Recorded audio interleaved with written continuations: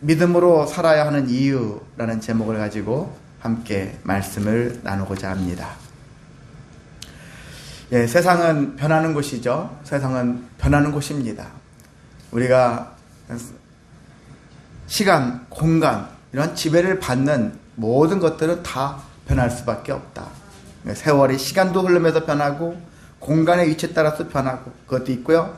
또한 우리가 살면서 우리가 욕심과 교만 이러한 또 간사한 마음들, 사기치려고 하는 마음들, 교만은 이런 수많은 것들로 인해서 늘 변하지 않는 것이 아니라 계속 변하는 것들을 많이 볼 수 있습니다. 좋은 쪽으로는 변하는 것이 필요하죠. 삶이 변화된다는 것은 좋은 쪽이지만은 좋지 않게 변화되는 일들이 많다라는 거예요. 그래서 우리는 뭐냐면 세상은 믿을 게 못 된다. 또한 우리가 흔히 하는 말이 사람도 믿을 게 못 된다. 그런 얘기 하죠. 근데 우리가 잘 속습니다. 저 사람을 믿기 때문에. 그래서 그 사람 믿어가지고 사기를 당하는 경우도 있고, 그 사람 믿어가지고 결혼 문제도 많고, 그 사람 믿어가지고 여러 가지 문제들이 많이 발생하는 것은 어쩔 수 없는 이 사회 현상이기도 합니다. 주변에 정말 믿을 만한 사람보다 믿지 못할 만한 사람들이 훨씬 많잖아요.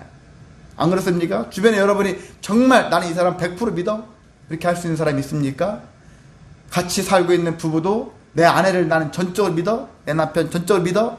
또 내 자식도 전적으로 믿어? 자식 입장에서 부모를 전적으로 믿어? 믿을 수 있을까요? 100% 못 믿어요. 솔직히 못 믿습니다. 왜? 어떤 일 할 수 있을지 모르는 그러한 삶을 살아가는 것이 인생이기 때문에. 그래서 사람은 믿을 게 못 된다. 그래서 우리가 누굴 믿어야 되겠습니까? 하나님밖에 없다는 얘기죠. 하나님만 믿어야 된다. 정말 100% 절대적으로 믿어야 할 대상은 하나님 외에는 하나도 없다. 하나도. 또 하나님이 하신 말씀도 우리가 믿을 수 있다. 하나님을 믿는다는 얘기는 하나님의 그의 입에서 나오는 것도 믿을 수 있다 라는 얘기예요. 우리가 하나님 말씀을 믿어야 되는 이유가 3000년이 됐든 2000년이 됐든 1000년이 됐든 믿어야 되고, 앞으로도 계속 시간이 흘러갈지라도 다른 건 못 믿어도 하나님만은 믿는다 라는 믿음이 계속 이어져야 합니다. 하나님이 하신 말씀, 우리가 하신 말씀을 왜 믿을 수 있습니까? 이것은 우리가 경험으로 알 수 있는 거예요. 어떤 경험이냐? 하나님이 하신 말씀은, 하나님이 하신 말씀이라는 얘기를 다른 말로 바꾸면 하나님이 하신 약속은, 하나님이 하신 약속은 반드시 지키신다. 그렇기 때문에 우리가 이 약속의 말씀을 믿는 거거든요. 이게 아니면 우리도 이 말씀을 그냥 참고만 하면 되는 거예요. 인생에서 그렇게 중요한 거 아니에요. 수많은 책들 중에 하나에 지나지 않습니다. 유익한 건 많아요. 근데 100% 신뢰할 만한 것이냐? 그렇지 않을 수 있다는 얘기죠. 그런데 하나님이시고 하나님 말씀이기 때문에, 하나님의 약속이기 때문에 우리는 100% 신뢰할 수 있다라는 것을 여러분이 믿으시기를 원합니다. 그래서 이 믿음이 그냥 믿는 것만으로 끝난다면 우리는 왜 믿어야 되지? 그런 생각 가질 수 있어요.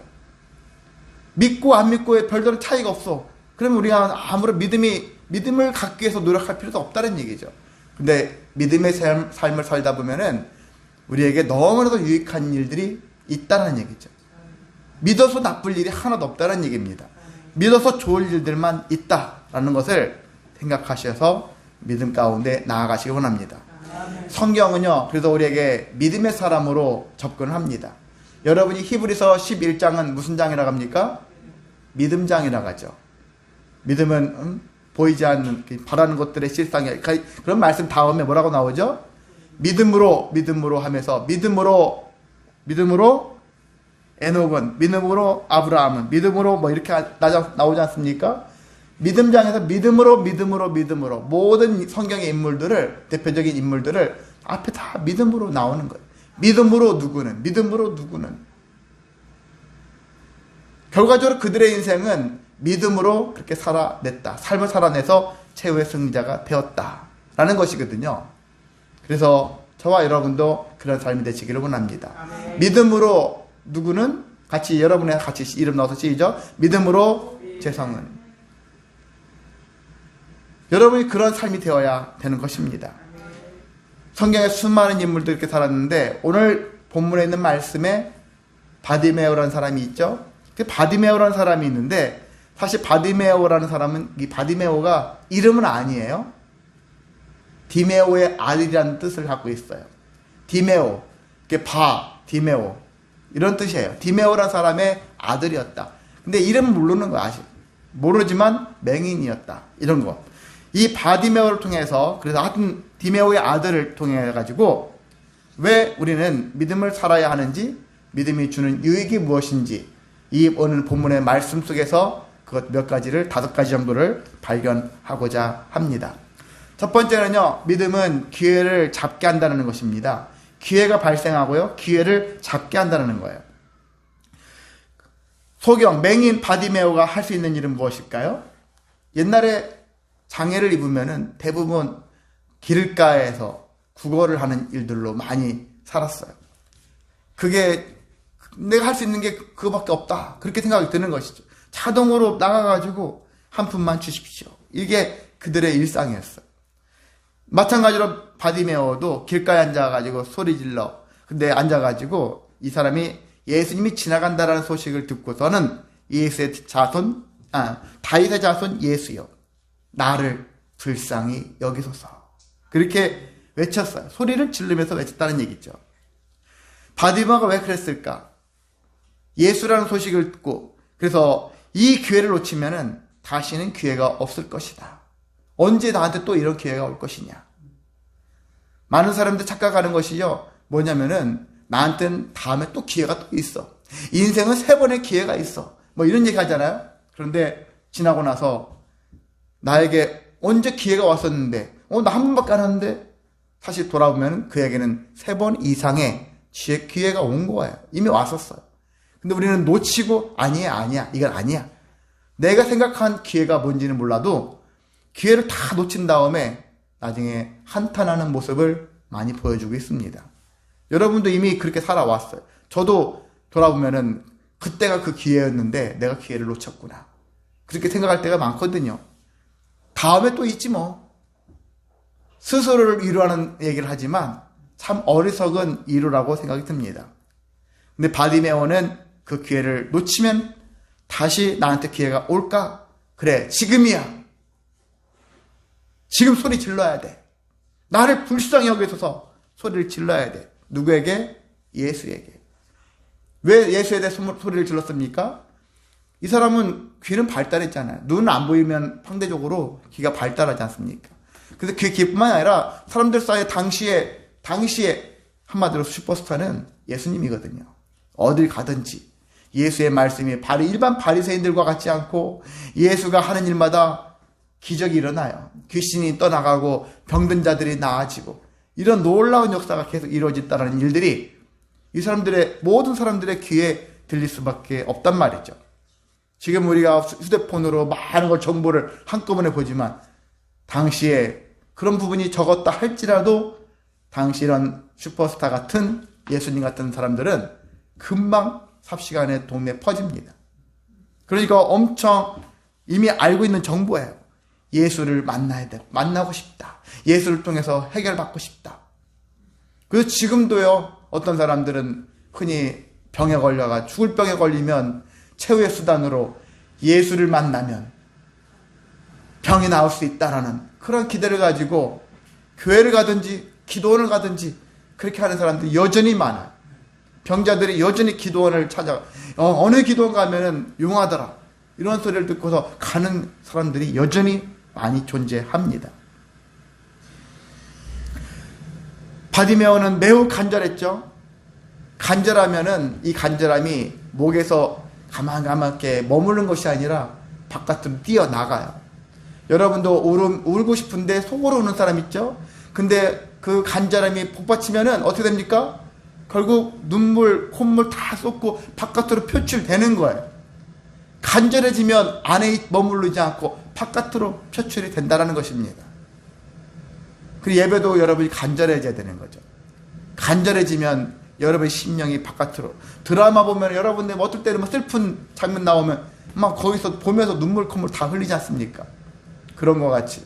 또 세상에 돌아가는 걸 보면서 때로 뭐 분노도 할 수 있고 슬퍼할 수도 있고 여러 가지 모습의 감정도 있겠지만은 그런 감정들이 쏟아져 나오는 이유가 뭡니까요? 그만큼 간절하다는 얘기죠. 절박하고 간절하고 정말 그것이 충만하기 때문에 겉으로 드러난다는 것이거든요. 믿음의 삶은 저는 그런 거라 생각이 듭니다. 나의 간절함을 가지고 이걸 얼마나 겉으로 많이 표현하며 살 것인가. 여러분이 찬양하는 시간 별거 아니고 그냥 하는 것이 아니라 찬양, 하나님을 위해서 내가 막 찬양하는 것도 여러분의 간절함이 겉으로 쏟아져 나와야 되는 거예요. 기도하든지 말씀을 보거나 듣거나 행하는 모든 일들도 우리가 겉으로 표출이 되어지기까지 간절함을 가지고 있어야 한다는 것입니다. 그 간절함은 이 바디메오 입장에서는 간절함이 소리가 됐잖아요. 소리 지르게 되어졌고 예수님을 찾았지 않습니까? 나를 불쌍히 여겨달라고 그렇게 외치지 않습니까? 이런 것처럼 믿음은 기회를 잡게 하고 간절하게 또한 이 간절함은 소리가 되어져서 외쳐지는 것과 같이 표현이 될 수 있다는 것입니다. 그래서 우리는 항상 기회가 있는 것은 아니다. 지금 나에게 주신 기회는 하나님이 주신 기회로 믿고 하나님께 모든 것을 맡기고 하나님을 의지하면서 기회를 잡기 위해서 몸부림치는 그런 삶이 필요합니다. 기회를 미루게 되어지면 전혀 앞으로 주님과 상관없는 인생을 살 수 있다라는 위기감을 여러분 느끼시길 원합니다. 이번이 하나님이 주신 마지막 기회야. 오늘이 마지막 기회야. 이런 마음을 가지고 오늘 최선을 다하는 것. 오늘 뭐 다음 주도 있는데 오늘 빠질 수도 있지. 그런 마음이 아니라 오늘이 마지막 예배야. 늘 너무 결연한 것 같이 그렇게 생각이 들 수 있겠지만 오늘이 항상 마지막 예배인 것처럼. 그럼 간절하지 않겠습니까? 오늘이 마지막이라는데. 오늘 내가 이 자유가 마지막 자유야. 오늘 내가 이 마지막 소망이야. 간절하지 않겠습니까? 늘 마지막을 사는 것과 같이 난 내일이 있어. 그런 마음보단 오늘이 마지막과 같은 마음. 여러분이 어떤 일을 행할 때마다 그런 간절함을 갖게 되어지면은 주어진 기회를 놓치지 않게 해서 몸부림치며 살게 될 줄을 믿습니다. 두 번째는요, 믿음은 주어진 것으로 최선을 다하게 한다라는 것이죠. 내게 주어진 것으로 최선을 다하게 한다. 믿음은 상황과 환경을, 그런 형편을, 그 상황에 따라서, 형편에 따라서 내가 삶을 유동적으로 살아가는 것이 아니라 그것을 초월하는 거예요. 바디메오는 나사렛 예수시라는 소리를 듣고서 목소리로 최선을 다했다. 그는 보지 못해요. 남들처럼 어디서 오는지, 어떻게 오는지, 뭐 하는지, 어떤 상황인지 몰라요. 그런데 원망할 수 있겠죠. 나도 볼 수 있었으면, 봤었으면. 그런데 보지 못하는 가운데 이 사람이 할 수 있는 것은 무엇일까요?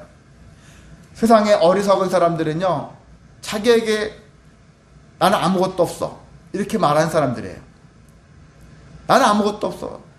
근데 이렇게 말할 때는 대부분 어떤 생각이냐면은 남과 비교해서 아무것도 없다. 객관적으로 아무것도 없는 건 아니잖아요. 돌아보면은 나에게는 나라도 있고요, 가정도 있고 많이 있지 않습니까? 친구도 있고, 때로는 없는 사람도 있겠죠. 때로는 재물도 있을 것이고 건강도 있을 것이고 나에게 주어진 게 있단 말이죠. 마실 공기도 있고 찾아보면 있을 게 많거든요. 나에게 있는 게 너무나 많다는 얘기죠. 근데 남과 비교하니까 내 형편이 초라해지니까 없는 것만 찾아요. 학생들 입장에서는 아주 머리가 뛰어난 애들이 있어요. 타고난 머리가 있어요. 한번 쫙 보면은, 그림 쫙 보면은 막 그림이 머릿속에 딱 사진처럼 기억되어져 가지고 단기 뭐 사진으로 기억되는 거였거든요. 픽처스 메모리라는 그런 형태인데, 어떤 사람들 딱 보면은요, 2, 3일 동안은 그것이 머릿속에서 딱 이렇게 사진처럼 있어가지고 시험 볼 때 얼마나 유용합니까? 이건데 생각을 해가지고 사진처럼 떠올려가지고 그것을 떠올려서 답을 써내면, 일반 사람은 죽으라고 막 외워야 되는데 게임이 안 되는 거예요. 그런 사람들만 엄청 부럽죠. 공부하는 입장에서는 부러울 거예요. 근데 이 인생을 살아가는 데 있어서는 모든 면에서 다 부러워할 대상은 아니다라는 것이죠. 그러면 그렇게 뛰어난 머리를 가졌는데, 그럼 그 사람들은 행복하게 다 살아야 되잖아요. 근데 그들의 인생을 보면 다 행복하냐? 그렇지 않다라는 거예요. 삶을 살아가는 건 별개 문제다. 공부머리는 탁월할지 몰라도 인생을 살아가는 것에 있어서는 모든 면에 탁월하지는 않다라는 것이죠. 그런 것을 하나님이 모든 인생에게 골고루 다 주셨어요. 근데 그런 걸 보지 못하고 사람들은 남이 가지고 있는 것을 보면서 부러워하고 비교하면서 자기를 비관하고 살아가는 삶이 많다라는 것이거든요. 그게 어리석은 사람의 특징입니다. 근데 우리는 좀 더 지혜롭게 살자. 사실 저도 이렇게 얘기하지만 어릴 적에는 많이 남들을 부러워했어요. 나는 왜 없지. 왜 저 사람 저렇게 이렇게 사는데 나는 이렇게 살지. 근데 지금은 그렇지 않아요. 예전보다 잘 사니까 그것이 아니라 비교가 의미가 없구나. 비교할 필요가 없구나. 내게 주어진 것도 참 감사한 일이 많구나. 그런 마음들이 드니까 전보다는 훨씬 더 자유로운 마음을 갖게 된다는 것입니다. 내게 주어진 것을 찾아내는 삶을 살다 보니까 여러분도 한번 돌아보십시오. 내게 주어진 것, 그걸 발견하는데 힘쓰신다면은 없는 것을 찾는 것보다 있는 것을 찾는 것이 더 귀한 일이고 여러분의 삶을 윤택하게 만들어낼 수가 있습니다. 그래서 이 맹인 바디메오는 자기는 비록 보지 못하죠. 사실 보지 못한 것이 수많은 장애 중에서 제일 큰 장애다. 저렇게 생각이 들어요. 어떤 때는 내가 결혼한 사람, 결혼의 대상진, 제가 수원에 있는 그 예전에 교회 그 목사님 있거든요. 그 목사님이 눈이 안 보이시거든요. 근데 안 보이는 가운데 어떤 분하고 결혼했을 때 내 아내 얼굴을 지금까지도 몰라. 자녀를 낳았는데 자녀 얼굴도 몰라. 그래서 그 목사님의 소원이 뭐라고 하냐면 정말 내 아내, 내 자녀의 모습을 보고 싶다라는 거예요.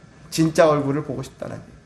그냥 말로만 설명되어져서 이렇게 생겼어요가 아니라 그냥 귀로 듣는 모습으로 상상하는 모습이 아니라 내 눈으로 그 보고 싶다. 그렇게 고백을 얘기를 하셨던 기억이 나는데 그렇습니다. 이 사람은 그러한 보지 못한 그러한 장애를 가졌지만 근데 이 사람은 자기의 주어진 것 대신 예민해진 귀 청력으로 말미암아서 그 소리를 놓치지 않고 기회를 잡고 주어진 것으로 최선을 다했다라는 것입니다. 저와 여러분도 그렇게 되어주시기를 원합니다. 없는 것을 찾지 마세요. 남과 비교하지 마세요. 인생을 불행하고 어리석게 만드는 이 일이 남과 비교하는 거거든요. 나는 나다 하는 마음을 가지고 삶을 살아내시기를 원합니다. 하나님과 나와의 관계 속에서 나를 위한, 나만을 향한 하나님께서 역사하신다는 것들을 기억하셔서 저 사람에게만 임하는 게 아니에요. 나에게도 임하시고 나만을 위해서도 임하시는 하나님, 그 하나님을 여러분이 만나셔서 가지고 있는 것으로 최선을 다하며 살아가시기를 원합니다. 세 번째는요, 믿음은 장애물을 넘게 한다는 것입니다. 믿음의 삶을 살아갈 때는 항상 장애물이 존재한다고 했어요. 왜? 사탄은 가만 놔두지 않아요. 믿음을 가진 자들을 계속 공격합니다. 그래서 믿음이 없는 자보다 믿음을 가진 자들이 더 많은 어려움을 당하는 거예요. 결과적인 것은 믿음이 있으면 형통하다, 맞는 말입니다. 근데 형통하기까지 전 단계, 이 과정 놓고 본다면은 어려워요. 힘듭니다. 장애물들이 계속 존재합니다.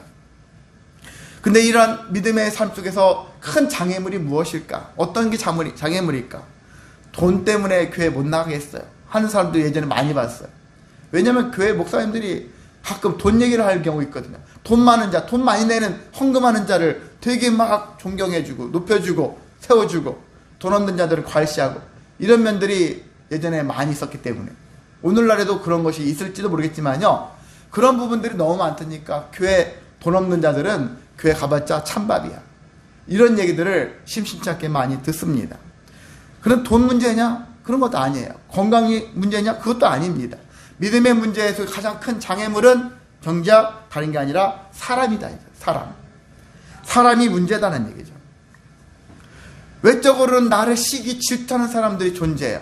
그 사람들 때문에 괴로워요. 그리고 내적으로는 본인, 그 사람일 때 저는 본인 자신도 얘기하는 거거든요. 내 스스로가 열등의식과 자신감이 결여된 상태로 살아가는 그런 사람도 있습니다. 그러니까 결과적으로 사람이에요.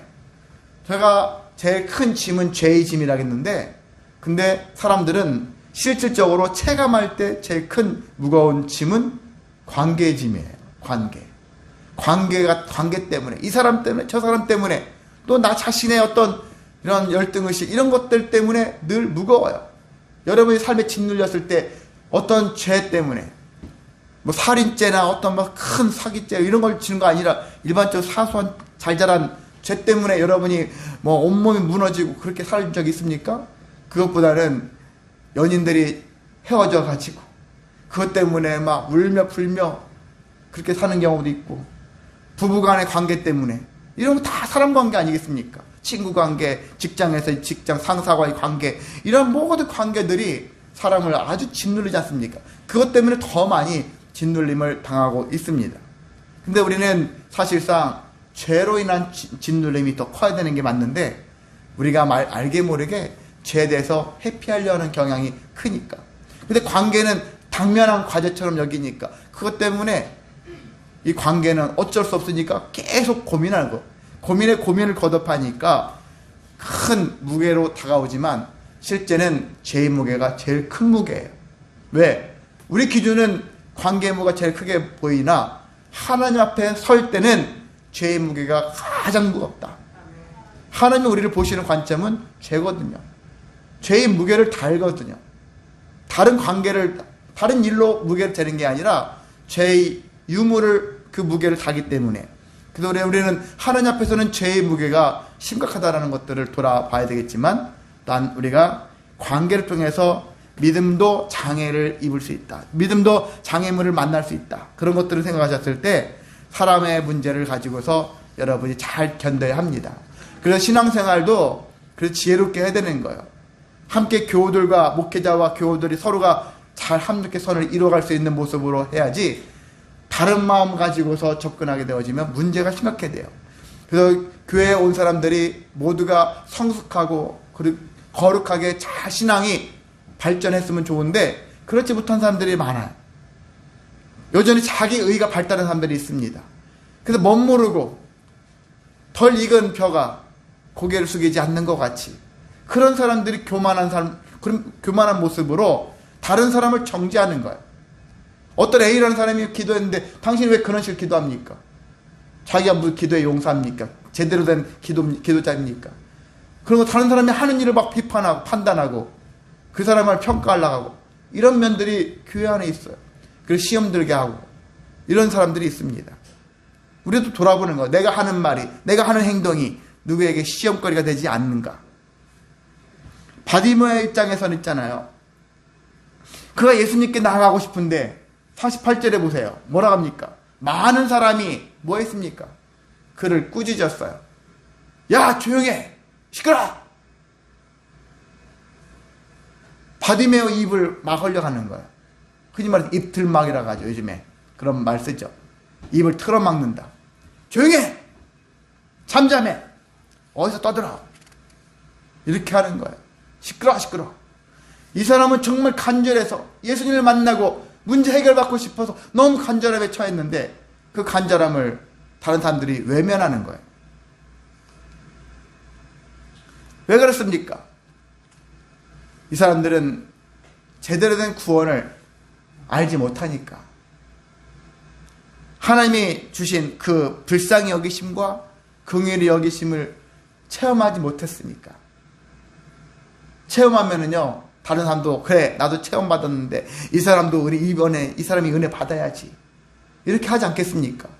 여러분이 교회에서 생활하다가 신앙생활하면서 어떤 체험이 있다고 쳐봐요. 내가 너무 그것 때문에 감사해. 근데 이 사람이 아직 그런 체험이 없는 것 같으면 이 사람을 향해서 주님, 저 사람도 체험받게 해주십시오. 그렇게 하지 않겠습니까? 그래야 되지 않겠습니까? 얼마나 불쌍한 상태입니까? 이 사람도 삶의 문제가 해결되기를 바랬다면, 그래, 오히려 예수님한테 예수님, 이 사람 좀 받으십시오, 이렇게 해야 되지 않겠습니까? 근데 시끄러, 조용해. 이게 때로는 우리가 될 수 있다는 얘기예요. 나 때문에 어떤 사람이 주님께 나아가는 것을 방해할 수 있다는 거거든요. 신앙생활은 그걸 염두에 둬야 합니다. 나의 마음 때문에, 나의 있을 때문에, 나의 행동 때문에 누군가가 주님을 믿기를 포기했다면 얼마나 큰 문제입니까? 우리가 그렇게 될 수도 있어요. 그 목회자는 항상 그 양날의 칼처럼, 검처럼 무서워요. 목회자가 잘못 행실을 하면, 잘못 전함을 해놔가지고 성도가 그 길로 교회를 안 나가고 신앙을 접게 될 수 있으니까 엄청나게 중요한 일들을 하고 있다는 얘기죠. 그래서 목회자가 정신 차려야 돼요. 특히나 그 생각이 듭니다. 성도들도 마찬가지. 교회에서 교회 흔히 짬밥이 조금 오래된 분들, 교회 생활 오래 하신 분들일수록 더 조심해야 되는 거죠. 내가 이 많은 사람들 중에 한 사람 되지 않을까? 저 사람의 신앙을, 저 사람의 체험을 방해하고 있지 않을까? 이런 마음을 여러분이 품으셔야 하는 것입니다. 그런데 그럼에도 불구하고 이 바디움의 면은 어떻게 했습니까? 그들이 아무리 만류할지라도 나는 나아간다는 거예요. 뚫고 나아간다는 얘기죠. 그래서 믿음은 장애물을 뛰어넘게 한다는 얘기죠. 그래서 여러분이 옳다 한다면, 이 믿음의 영역 안에서 정말 성령의 인도다 생각이 든다면은 주변에서 여러분을 제어하고 여러분을 붙잡아준다 할지라도 뚫고 나가시길 원합니다. 여러분의 마음속에서 마귀가 그래 오늘 교회 가지마, 아니면 어떤 일 하지마, 선한 일 하지마, 악하게 살아, 네 맘대로 살아, 여러분을 그렇게 조종할 수 있어요. 그럼에도 불구하고 믿음으로 물리치시기를 원합니다. 다 이겨내셔야지만이 앞으로도 여러분 앞에 놓여져 있는 수많은 장애물들을 이겨낼 수가 있습니다. 자, 네 번째는요, 믿음은 내버리게 한다는 거예요. 내버리게 한다. 버리게 한다는 얘기죠. 버리는 것은 두 가지를 볼 수 있어요. 두 가지를 버릴 수 있는 것인데, 첫 번째는 내 자신을 버릴 수 있다는 얘기죠. 사람들이 잘 못하는 거예요. 다른 건 버려도 내 자신은 못 버립니다. 그렇게 하는데 내 자신을 버려야지 가능합니다. 내 자신을 버린다는 얘기는 지금 바디메오가 예수님한테 뭐라 했습니까? 나를 불쌍히 여기소서. 불쌍히 여겨달라고. 나에게 자비를 달라고. 사람들은 말하기 싫은 거예요. 다른 사람 나를 불쌍히 여기는 거 싫은 거예요. 근데 불쌍히 여겨달라고 말할 수 있다는 것이죠. 자기 자신을, 자존감, 뭐 이런 것들을 생각한다면은 그 알량한 자존심 때문에 일을 그르칠 때가 많다라는 얘기죠. 때로는 내 자존심도 내려놓을 필요가 있다. 내 자아를 내려놓을 필요가 있다. 그것을 내려놓지 않으면은 해결받지 못할 일들이 많습니다. 사람들 있잖아요. 문제 해결받지 못하는 대부분의 문제가 어떤 문제냐? 다른 문제가 아니라 내 자신을 내려놓지 않아서, 버리지 않아서 그런 문제들이 발생합니다. 그래서 우리는 주님이 나를 불쌍히 여길 수 있도록 나 자신을 내려놓을 필요가 있다라는 것입니다. 마태복음 14절에 예수님께서 큰 무리를 보셨을 때 어떻게 보셨죠? 큰 무리를 보셨을 때 불쌍히 여기사, 그렇게 해서 불쌍히 여기시고 그 중에 있는 자들을, 병자들을 고쳐주셨다라는 얘기 있거든요. 예수님이 나를 불쌍히 여기셔야지만이 문제가 해결됩니다. 거기서부터 시작됩니다. 예수님이 나를 불쌍히 여기셨을 때 하나님이 긍휼로 우리의 문제를 해결해 주신다라는 것들을, 그 공식이에요. 하나예요. 공식이니까 주님 앞에 나를 불쌍히 여기소서, 나를 불쌍히 여기시고 돌봐주시고 세워달라고 간구하시라는 얘기입니다. 두 번째는요, 지금까지 의지해왔던 것들을 버려야 되는 거예요. 내 자신을 버릴 뿐만이 아니라 내가 살면서 형성해 놓은 내 것이다 하는 것들 있지 않습니까? 이건 내 집이야, 이건 내 차야, 이건 내 직장이야, 이것은 내 삶이야. 내가 만들어 놓은, 형성해 놓은 그 수많은 내 것들 있잖아요. 그런 것들도 내 버릴 줄도 알아야 한다. 여러분이 가끔 물건들을 버리고 싶잖아요. 집에 너무 많이 쌓여 있어. 정리해서 버리고 싶어. 버리고 싶은데 낡고 닳아버리면 기꺼이 버리죠. 근데 어떤 것은 새 것 같은데 버리기 너무 아까워. 근데 1년째, 2년째, 몇 년째 먼지만 쌓여 있을 뿐이지 쓰지도 않아. 그럼 어떻게 돼? 아무리 아까워도 버릴 줄 알아야 한다는 얘기죠. 먼지가 얼마큼 쌓여 있는가. 새거 여부가 아닌 거예요. 헝거 여부가 아닙니다. 그냥 안 쓴다면은 기꺼이 내버리는 것도 필요한 거예요. 때로는 믿음을 위해서 필요할 것들이 있어요.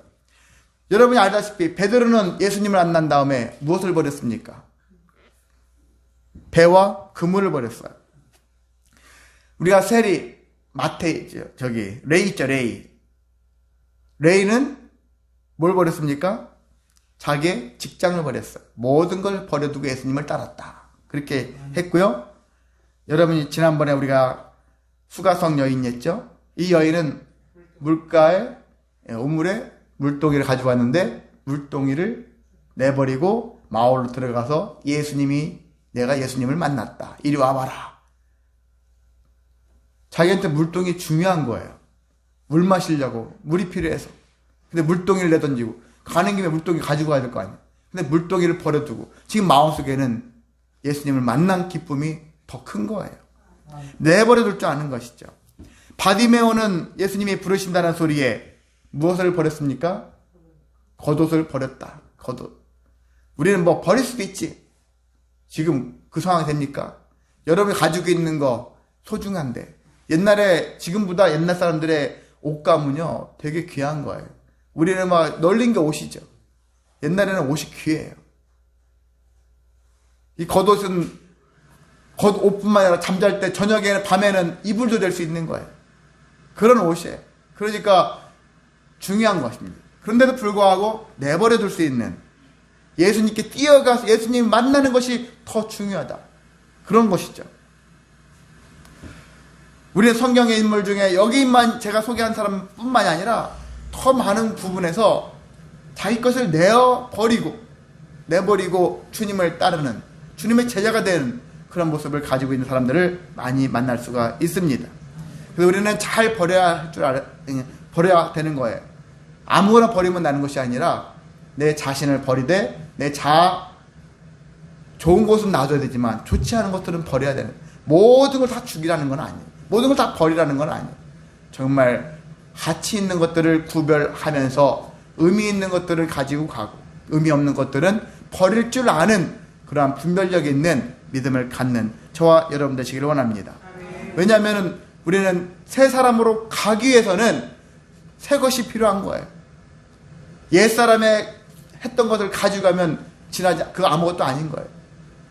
그래서 새로운 것, 새 술은 새 부대에 담으라. 예수님이 말씀하신 것처럼 내가 새 인생을 살기 위해서는 새롭게 인생을 살기 위해서 옛 것들을 버릴 줄 아는 옛사람의 모습들, 부정적인 것들을 버리며 살아갈 줄 아는 그런 인생 되시기를 소망합니다.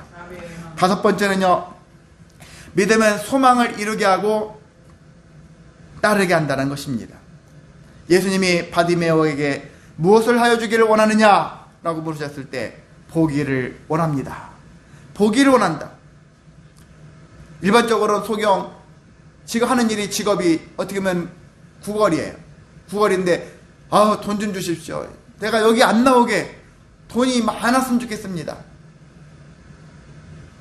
번듯한 집도 있고 뭐 풍요로운 인생, 돈 걱정 안 하고 살 수 있을 정도로 돈 좀 주십시오. 이렇게 구할 수도 있을 것인데, 근데 이 사람은 그게 소망이 아니었어요. 무엇이었습니까? 보기를 원합니다. 보기를 원합니다. 그 믿음을 가진 사람은요, 어떤 생각을 가지고 살아야 되냐면은, 평상시에 여러분이 하나님께 기도하지 않습니까? 기도할 때 기도에 합당한 기도를 고백할 필요가 있어요. 하나님께 구하는 것도 지혜입니다. 아무거나 이것도 해주시고 저것도 해주시고 그것도 해주세요. 무조건 다 주세요. 이렇게 하면 안 해. 그것이 합당한 지혜로운 기도가 아닙니다. 하나님께 구할 때 정말 이건 필요합니다. 다른 건 몰라도 이것만은 필요합니다. 할 수 있는 거. 그런 것들을 여러분이 구할 수 있기를 원합니다.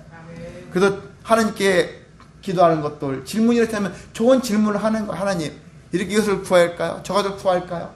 그런 것들을 여러분이 분별하면서 하나님이 원하시는 것들을 구할 때, 그리고 하나님이 또한 질문하시겠죠? 이것을 줄까? 저것을 줄까? 무엇을 줄까? 그렇게 물으실 거 아니겠습니까? 그때 저는 딱 부러지게 저는 이것을 구합니다. 이것을 해주십시오. 이걸 해결해 주십시오. 라고 대답할 수 있는 그런 준비된 마음도 필요하다는 것입니다.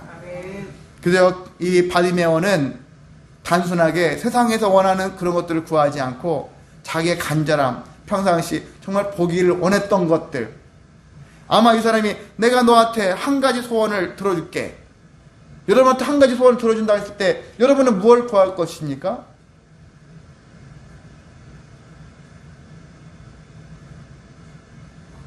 제가 왜 말을 안 하냐면 저도 지금 말해놓고서 나는 과연 무엇을 구할까 그 생각하느라고.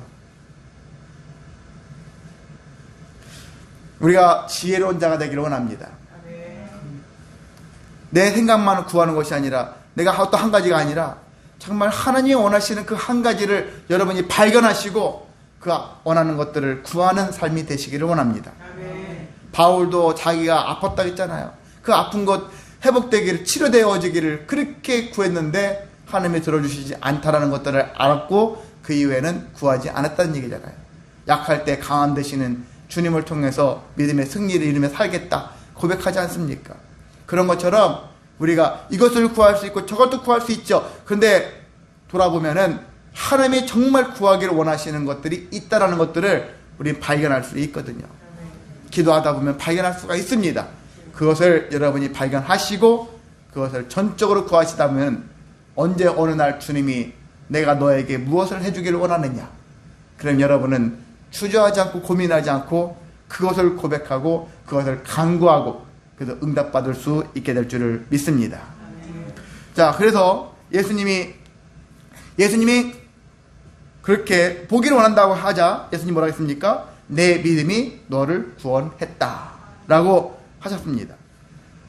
그럼 예수님은 그에게 무엇을 보았기 때문에 네 믿음이 너를 구원했다 그렇게 말씀하셨을까? 예수님이 보기 원하는 그 간절함, 예수님이 고쳐주실 거라는 그런 믿음, 그 믿음이 있다는 것이, 그 예수님을 보셨다는 얘기죠. 지금까지 이 사람에게는 간절함이 있구나, 또 나를 통해서 문제 해결받을 수 있다는 확신을 갖고 있구나, 그런 마음을 가졌기 때문에 주저하지 않고 보기를 원한다고 얘기했던 그 모습을 보면서 이 사람은 나에 대한 확신을 가진 믿음을 가지고 있구나. 여러분도 그런 믿음이 있길 원합니다. 막연한 나 예수님 믿어, 뭘 믿어? 제대로 알지도 못하면서 그냥 믿는다고만 하지 마시고 무엇을 믿는다, 왜 믿는다, 이것들을 알고서 믿음 생활 하라는 것입니다. 누가 물어보면 여러분이 군대 가면은 그거 아시죠? 총 들고 있잖아. 뭐 다 있으면 옆에 상관이 총만 잡으면 어떻게 합니까? 관등 서면 되는 거야. 일병 누구 뭐 이렇게 해야 돼요. 내 물건만 손만 대도 막 이름 먹게 자기를 고백해야 돼. 자기가 누군지를. 이런 것 같이 주님이 우리에게 물으시면 우리가 즉각 믿음으로 그런 것 간구할 수 있는 기도의 제목들을 고백할 수 있을 정도로 우리는 그러한 믿음의 삶을 살아가시기를 원합니다. 주저하지 마십시오. 믿음의 고백을 주저하지 마시고 간구하며 가시기를 원합니다. 그렇게 믿음은 우리의 소망을 이루어 주신다. 하나님께서 우리에게 믿음을 통해서 우리의 소망이 이루어지는 역사가 있게 되어지고, 그뿐만이 아니라 여기에 맹인이 뭐 했습니까? 예수님이 52절에 가라 했는데, 가라, 내 믿음이 구원했으니까 이제 너 집에 가라. 예수님이 그렇게 말씀하셨는데 이 맹인이 어떻게 했습니까? 눈뜬 이 맹인이 예수님을 그 길에서 주저하지 않고 따라갔다는 얘기예요. 예수님을 따라갔다는 얘기예요. 예수님의 제자가 됐다는 얘기죠. 구원을 체험한 자가 이전의 삶으로 돌아가는 삶이 아니라 새로운 삶을 향해서 나아가는 삶, 주님을 제대로 믿고 주님의 제자가 되는 삶은 이와 같이 우리가 구원을 체험한 자들에게 나타나는 현상입니다. 여러분은 이전의 삶으로 돌아가려고 몸부림치지 마시고 주님과 함께 새로운 삶을 향하여 주님과 함께 온전히 나아가시기를 소망합니다.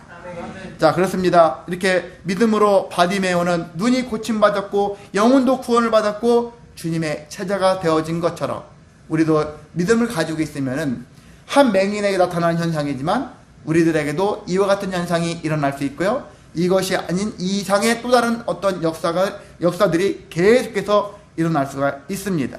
그래서 우리는 어떻게 생활해야 되느냐, 어떻게 신앙생활을 해야 될 것이냐. 종교생활 하지 마시라는 얘기예요. 습관을 쫓아서 교회를 왔다 갔다 하고 그렇게 살아가지 마시고 하나하나 우리가 정말 간절함을 가지고 온전하게 신앙생활을 하기 위해서 진짜 믿음생활, 진짜 신앙생활 하시기를 원합니다. 아멘. 예수님과 함께 성령이 이끄시는 대로 순종하는 것이 성령의 인도를 받고 진짜 신앙생활 하는 것이다. 아멘. 그렇게 되어졌을 때 우리는 앞서 말씀드렸죠. 믿음으로 누구는 같이 시작. 믿음으로 재성은. 그렇게 많은 사람들이 우리를 인정해 준다는 얘기죠. 저 사람은 믿음의 삶을 사는 자야. 믿음으로 유익한 인생, 승리하면서 최후 승리를 맛보면서 살아갔던 존재들이다.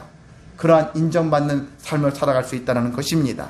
그러한 삶이 되시기를 주님의 이름으로 소망하고 축복합니다.